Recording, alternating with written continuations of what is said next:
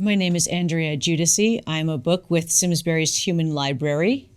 The title of my book is Blindness, See It My Way. And I'm excited to be here today. I'm glad that I had an opportunity to be part of this. And the message that I hope people learn from my book is that the life that I lead as an adult blind person is not all that different from the life that a sighted person leads who is also an adult. It's simply that I'm doing it with different tools and different techniques.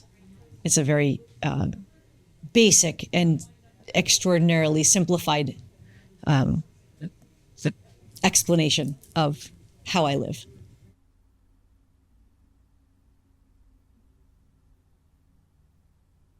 I was very, very lucky. I was raised predominantly by a single mom. And as she tells it to me, when she had me, she was very young, and she learned pretty soon after I was born that I was blind. And she reports to me, I don't remember this because I think I was 6 weeks old, that she was obviously quite startled to discover that she had a blind child. But she says that she said to herself, well, I really didn't know how to raise a baby anyway, so I don't know how to raise a blind baby, so I guess I'll just do whatever I was gonna do. It's not gonna make a difference in how I approach this child raising thing. And I'm so incredibly lucky because the doctors believed that I was blind because of my mom having had German measles or rubella. And so they told her that, this could never happen again with any other children, and that the best thing for me would be to have some sighted siblings. And that unfortunately, there wasn't a lot that could be done about the fact that I probably would be delayed in my approach, in my learning of things like sitting and walking and talking and potty training and all those things. But that she should just carry on. And thankfully, my mom's approach to this was, well, I don't get why that should all happen. Why should my blind child not be able to potty train on time or walk on time or talk on time? And so she chose to ignore that advice. Subsequent to my birth, a few years later, I got a baby brother who was also blind. And that is when the doctors realized that, in fact, the cause of our blindness is a congenital condition, a genetic condition, not something that was caused by rubella. And so now my mom was on her own raising two blind children. And she did something that is remarkable and very unfortunately rare for a lot of blind children. She raised us with expectations, and she raised us with a realistic role within the household and in the family unit. And what I mean by expectations is that we were told constantly and endlessly, and still are, that we are amazing, wonderful, fabulous people, but not because we're blind, but because we're her kids and she loves us. We were told we were awesome when we did our chores, but we had chores that we were expected to do. And so many children who are blind are raised with no expectation of having a role within the household. They're not given any chores. They're told, oh my gosh, you're amazing. You tied your shoes. You got out of bed this morning. You're remarkable. And if you're being told that every single thing you do is amazing because you're blind, it's very hard to grow up to be a well-adjusted kid or teenager, certainly adult. And if you're not given any role within the household as far as how to cook or clean or do your laundry or make a sandwich or any of those things, then you're not going to grow up to be able to be a self-sufficient person. And so because our mom set that tone with us, and hence with the rest of the family, that's the tone that was set for all of our being raised and how we have become competent, independent, functioning adults, is because of that modeling and that expectation from when we were infants.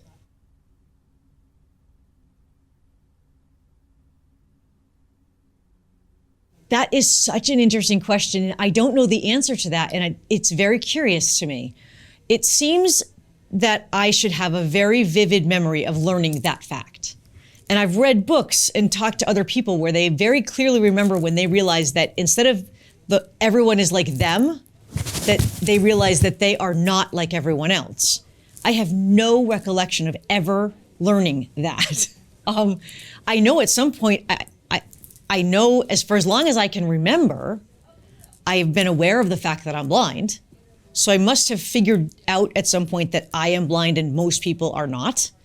But I have no memory of that being, it certainly was not a traumatic learning experience for me. And apparently is not even memorable. So I don't know the answer to that. I wish I did, because I'm very interested in it, but I don't know it.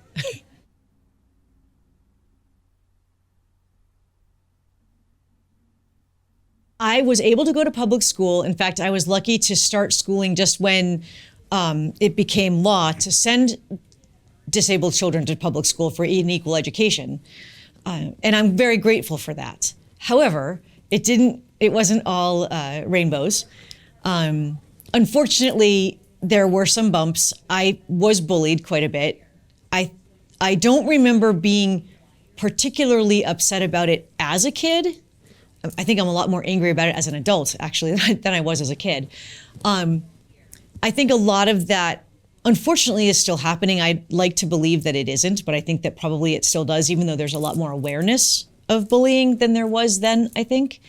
But I did go all through Simsbury Public Schools and went on to the University of Connecticut for my college degree. And as I said, I'm grateful to have gotten a public education. I think that was a really good experience, academically. And I think that while it was not as smooth as it could have been socially, it was very manageable for me because my best friend was in school with me. So from my perspective, that's all I needed at the time, right? I had my best friend, and what else? You only need, when you're a kid, you've got your best friend, it's all good. My mom had always told me that she made some of her best friends in college, and I did too. I made some wonderful friends in college. I felt was college when I finally felt that I was accepted or seen as Andrea first, and that blindness was just a thing that was a characteristic about me, like my height or where I was from or my major, rather than here comes blindness and her name happens to be Andrea.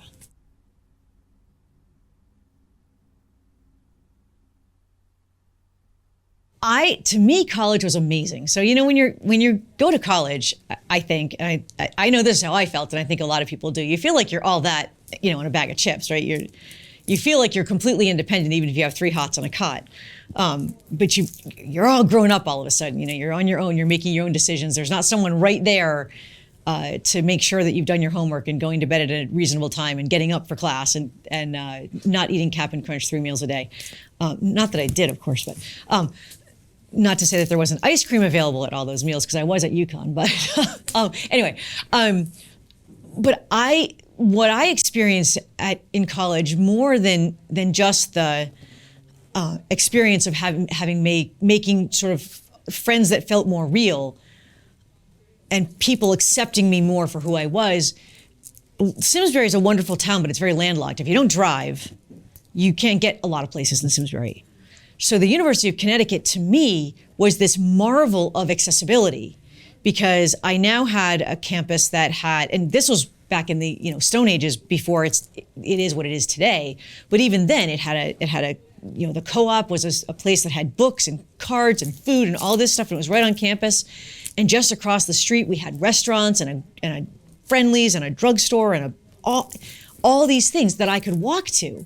That was the first time in my life that I could be like, I want to go and have breakfast at Friendlies and do a bunch of shopping and have lunch at the Chinese restaurant and do a bunch of other stuff and have dinner at the Mexican place or the pizza place, and then go back to I want to be gone all day, and I can do that all on my own 2 feet. And it was amazing. I wanted to never leave that place. And all my friends who came from other places who were used to driving thought it was such a landlocked, it's so rural out here. It's such a, like, you guys don't know what you're talking about. This place is great. So I found college to be very emboldening in that I first learned what it was to truly feel independent in the sense of I have the freedom of choice to walk myself, to take myself where I want to go when I want to go there. And that's an amazing feeling. That's a remarkable feeling.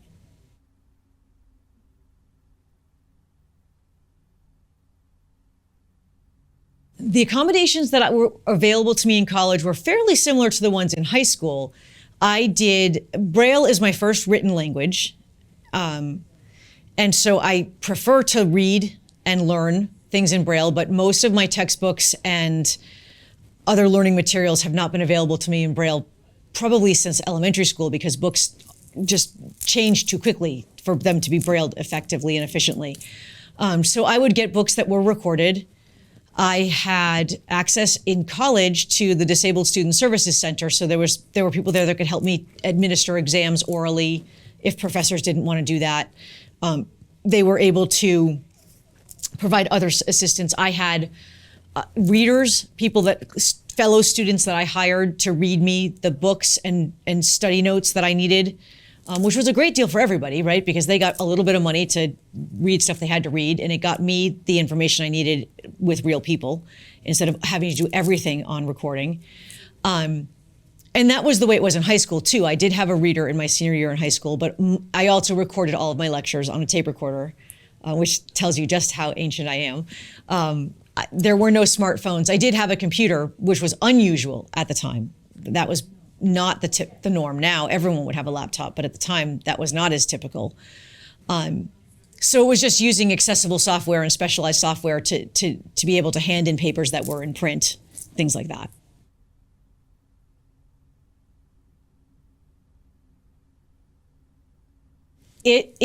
I have a software that is called text to speech.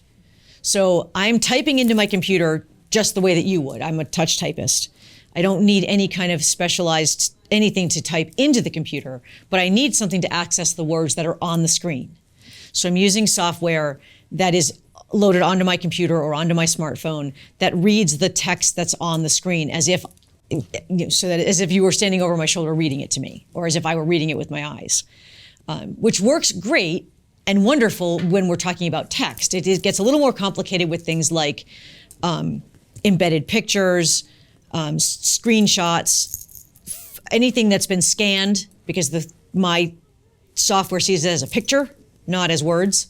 So it's a wonderful, wonderful technology. It has limitations. They're getting better all the time.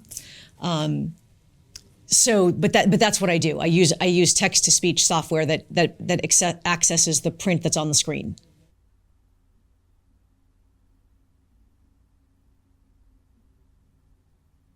Oh, I wanted a guide dog since I was little, maybe 6.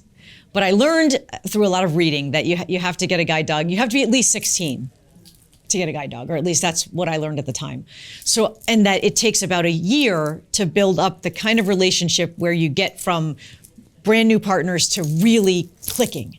So I thought to myself, I don't want to graduate from high school in June, go to college in September, and get a dog in the middle, which is the traditional path of sort of the traditional path of getting a guide dog. To me, that didn't make sense. That meant I'd have a guide dog for about a month and a half and then go off to college and everything would be new, and it seemed not like a good plan.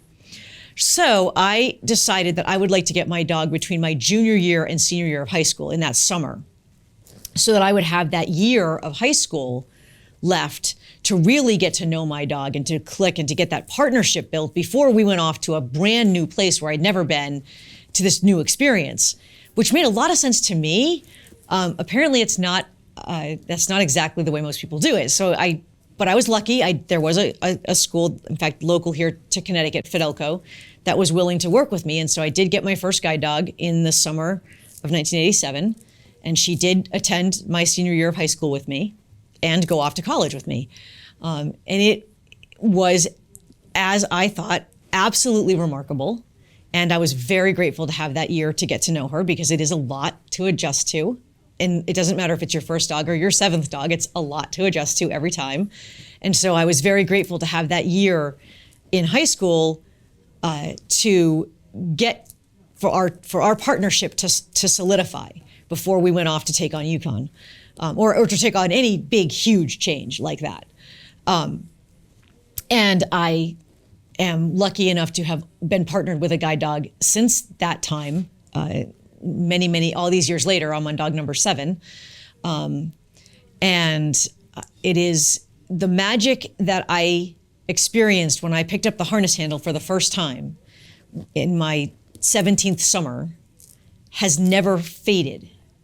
The fact that people constantly forget their right from their left, or maybe never knew it. They forget to tell me about things. When I first had to trust a dog, I thought, well, how can I trust a dog if people are constantly forgetting about the fact that they need to tell me about something? It didn't make sense to me. But then I realized that this dog, any guide dog, has gone to an extensive amount of training to do this exact job.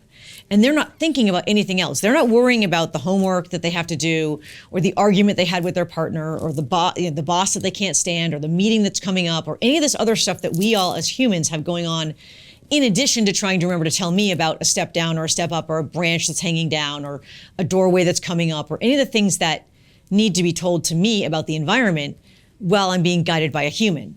Wow. A guide dog's entire focus is on guiding me or guiding their blind person. And so they aren't worrying about anything else. And so their focus, therefore, is complete and not fractured. And so it makes them a much more efficient guide than a human in many cases, because A, they've been trained, and B, that's all they're focusing on. And the fact that I can say to my guide dog, left or right, or find me an empty chair, or find the escalator, or the fact that he has been trained to disobey my command if my safety is at risk is remarkable. It's beyond remarkable. And it's just unbelievable. And I appreciate that you brought this up, because it gives me a chance to highlight something that if you were reading, if you had checked me out from the library, it would be in bold type and in about 90-point type, because it's that important. If you are wandering about in the world and you encounter a working dog, a guide dog, a service dog, and you please completely ignore that dog. I know that they're very cute. I know they're fuzzy and they have waggy tails and they're often very flirtatious with their eyes. And I know that many, many people really love dogs, and that a dog can be very irresistible to a lot of people. But what I'm here to tell you is that this dog at my feet and the dog that is sitting next to anyone who's being guided by a guide dog, that is my eyes. And you would no more walk up to your friend and grab the glasses off their face and run away with them so your friend had no glasses to see through. That would be something you would think would be a horribly mean thing to do. Distracting a guide dog, and distracting means acknowledging them in any way, shape, or form, is like making me blind all over again. I can't see. I have a dog whose job it is to see for me. And if he's interacted with, yes, he's been taught to ignore people. He's been trained that his job is to see for me.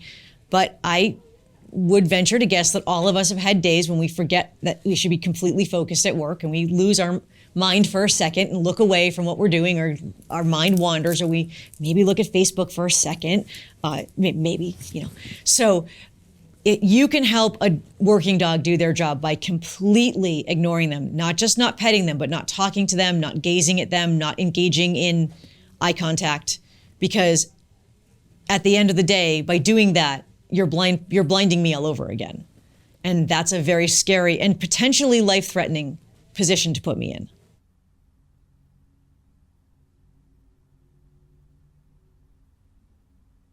There are many, and I suspect there are probably a lot that I don't know about because they've done their job.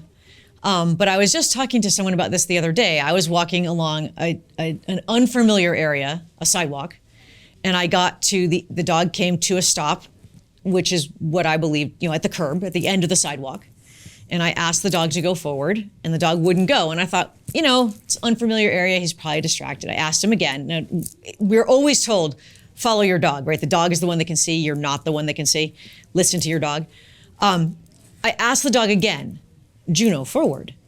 And the dog wouldn't go. And I was getting a little irritated. At this point, I'm like, okay, what's the deal? Come on.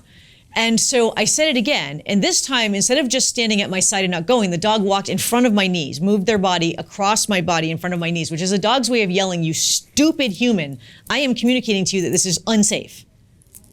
So I was like, wow, okay. So I took out my cane that I always carry. I was standing on a loading dock, which had a huge drop. I thought it was a curb. I thought it was just a little step down to continue across a parking lot. I was just going to step off that thing like it was no big deal. And that dog was saying to me, no way. This is totally not a cool situation. You cannot just step off this like it's a curb. It's not a curb, and I'm not going to let you do it. So I could very easily have gotten very hurt if I had stepped off that thinking it was just a little step down, a little curb. And there are plenty of times where my dog has not stepped off a curb or has sped up when there's a car turning into an intersection behind me. And I'm certain plenty of times when they've done things that I have no idea they did simply because they did them effectively, and so I had no idea it happened.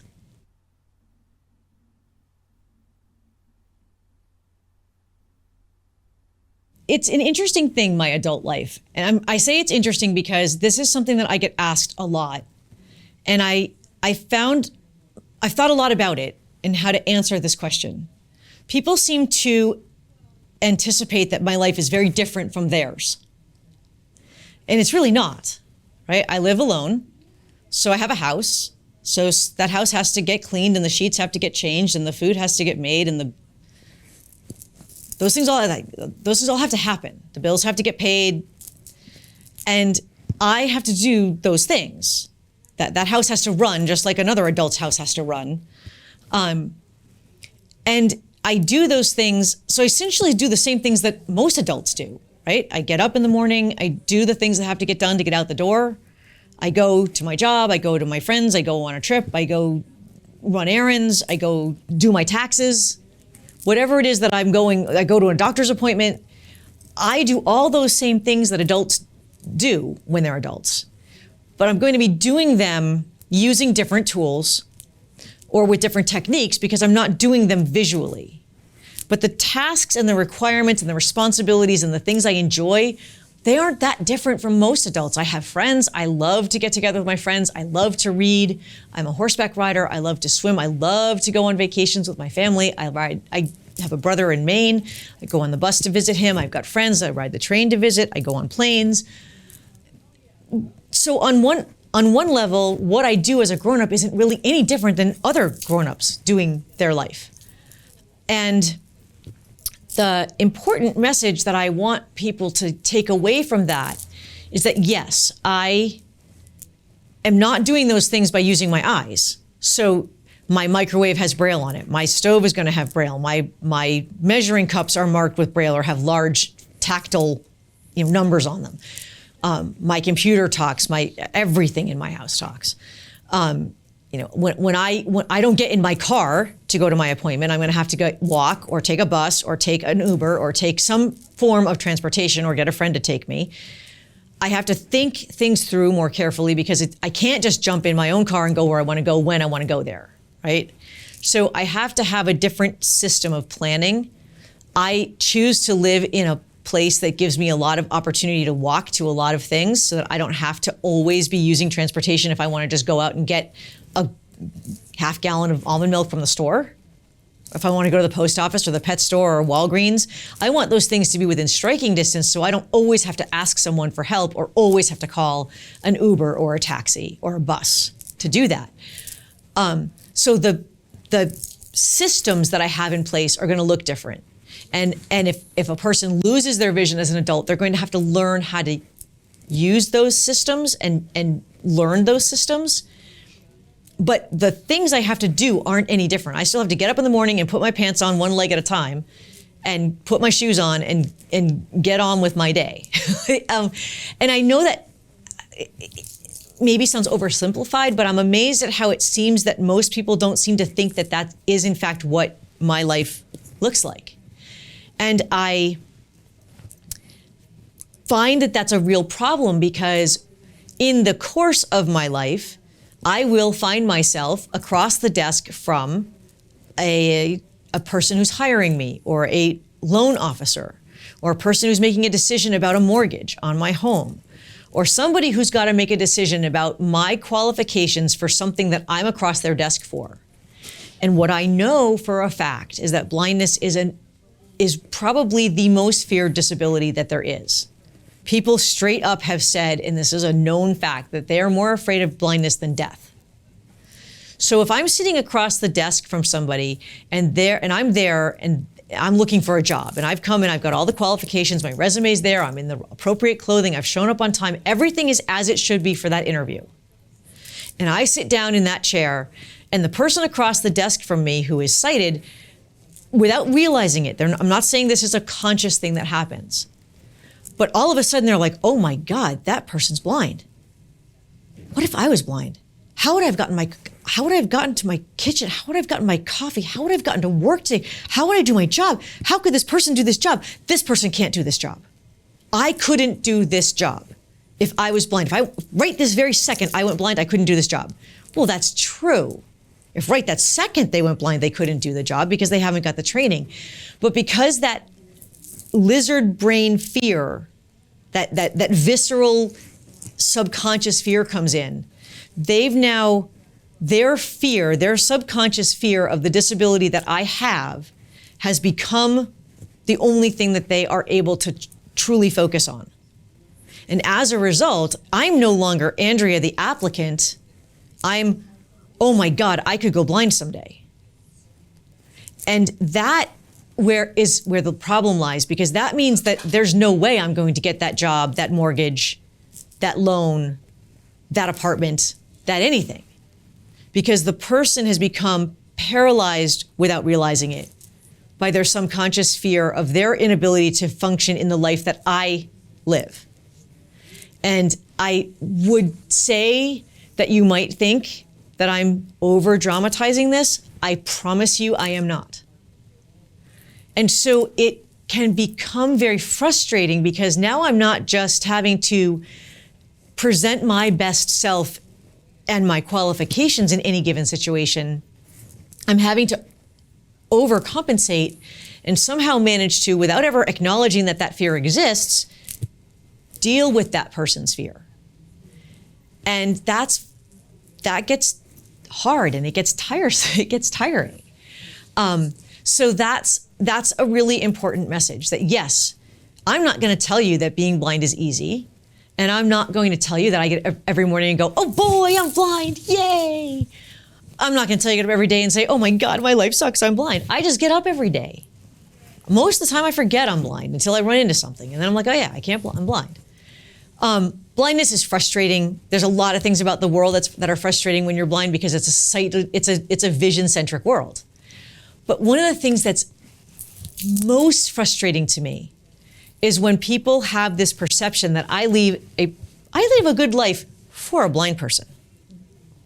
I lead a really good life. There's no qualification on that life. I do more things than some blind people and less things than some blind people, and I do more things than some sighted people and less things than some sighted people. So do all the sighted people in the world. We don't all do the same things. We don't have the same comfort levels.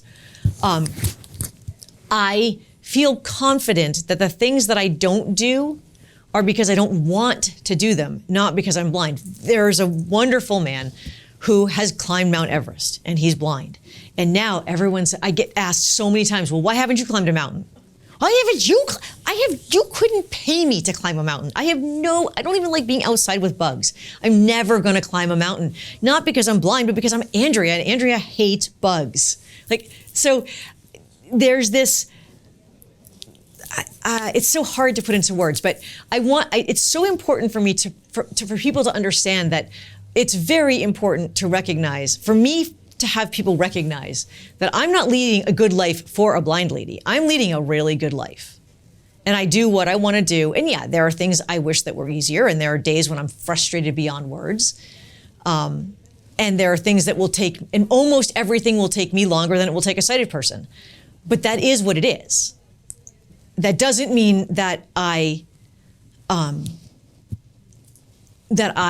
feel like I'm leading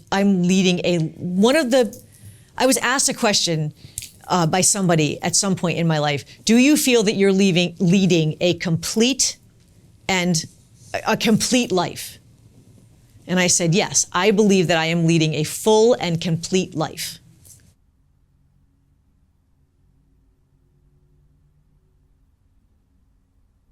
This is where the frustration lies. If I'm in the grocery store, and this happens to me a lot, and someone comes up to me and say, oh, it's amazing that you're at the store. Well, no, that's not why. Let me be amazing because I'm a wonderful daughter, or I'm a good friend, or I'm a great sister, right? Not because I'm at the store. But then they'll say, well, how did you get dressed this morning?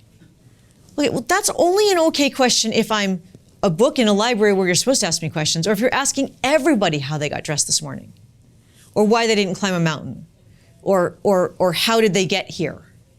Like,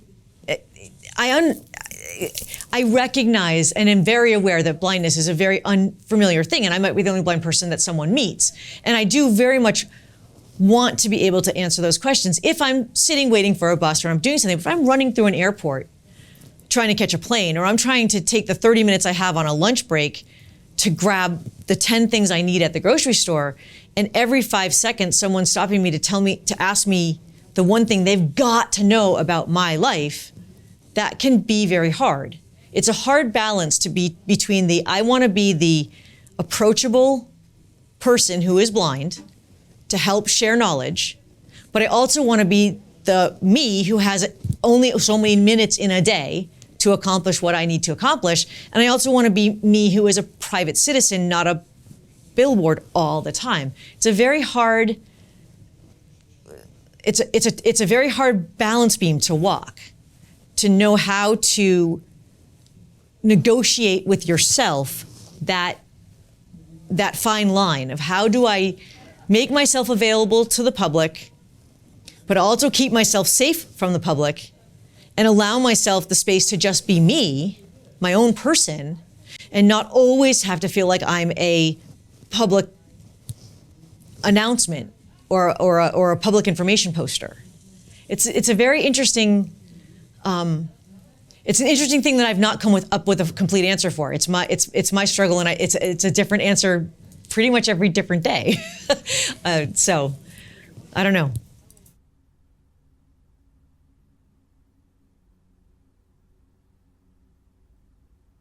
I love being with my family and friends. I just love spending time with friends. I love being with my family. I'm very lucky. I'm one of those people who actually genuinely enjoys my family and actually seeks them out. I love to read, absolutely love it. I could happily spend the entire day just reading a book. I try to struggle to find guilt about doing that instead of all the other things that need to get done.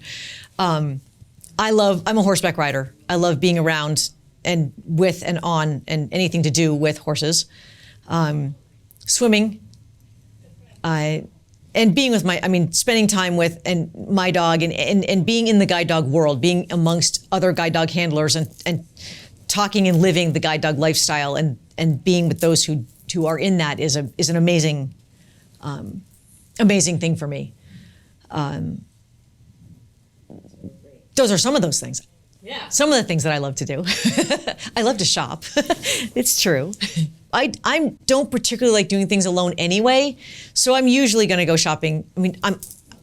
If I'm running errands and I just need to pick up some stuff, I'll go on my own. But if it's just going to be like a shopping trip for the sake of shopping, I'm going to want a friend with me because that's just more fun. You can spend hours in a store just hanging with a girlfriend looking at stuff. So generally speaking, I don't go shopping just for shopping's sake on my own. I generally do that with someone else. Although of late, I've been doing it with other blind friends, and we seem to do that really well. And the stores even let us come back, so they seem to be impressed with how we handle it.